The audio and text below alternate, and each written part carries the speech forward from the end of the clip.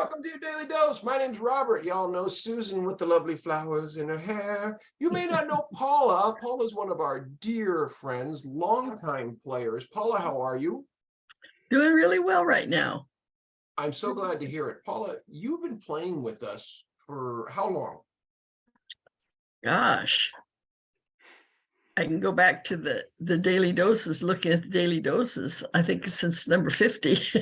Yeah, so that's Yeah. at least midway last year. I think longer. I think you've been with us Yeah. at least a year. And something, I mean, of the many gifts you give, you have this incredible creative output that you do. You're a painter, amongst other things, right?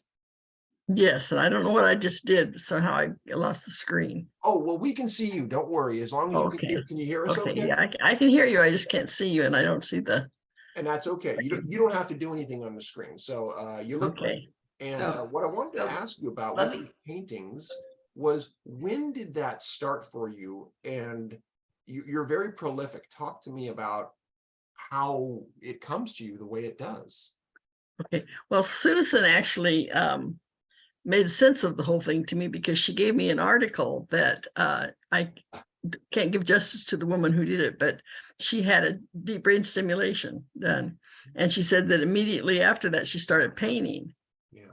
And it just freed her up to feel like she could paint, and she did. And that's sort of the feeling that I got. So it was like deja vu listening to this article by this woman who could paint, because I always loved art, but I never went and did it. In high school, when I was graduating, we did a trip to the junior college, where you go and you look at the classes you might want to take and sign up for them. And there was a art class, and the sign had been switched. And so I thought I was going into the art class, but I actually went into the nursing class.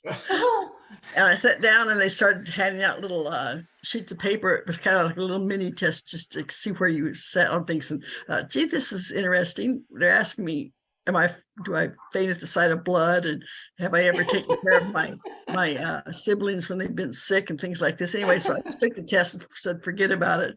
And found out that I was accepted to the School of Nursing. Oh. And so so as a profession, I became a nurse, and it did me very good throughout my life. So I was very glad, but I never got to paint. Just never thought that I had any talent at it. I certainly didn't take any courses in it. So I thought, well, then I can't do that.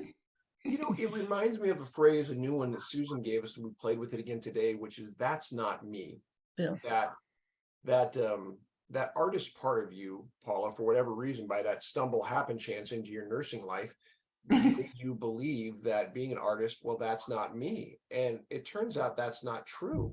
Yeah, it's fun. It's just, I never think of myself as an artist. I just think of it as being fun. And when I get down with things, like I have a bad day, like we were talking about, some of the people don't want to come and play, I'll go play in my artwork.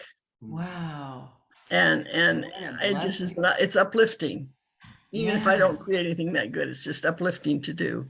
And if I remember right, you suffered, as many of us do, with a sleep disorder and wake up in the middle of the night. And I think I remember you telling me that you would find yourself painting at 3 a.m.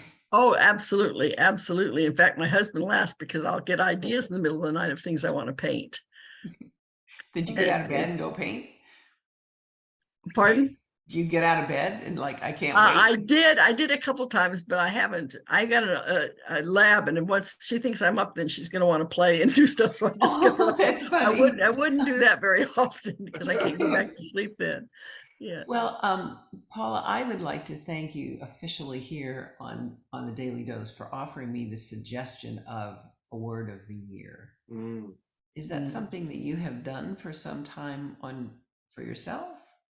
Yeah, nothing really big about it. I just would wake up and think everybody's making all of these wonderful things that they're going to do, New Year's resolutions and things. And I just wanted a word that sort of set me in the mood for that year.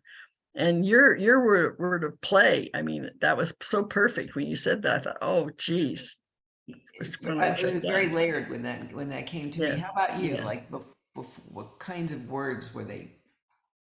Have you done this for several years? Yes, but remember, I have Parkinson, so to remember the words that I've done, it's not that easy Okay. to pull them I'm up. going to hold you right there. There's more to this. Paula, do you mind sticking around for a second episode? Sure. All right. We'll see you back in the Daily Dose in just a minute.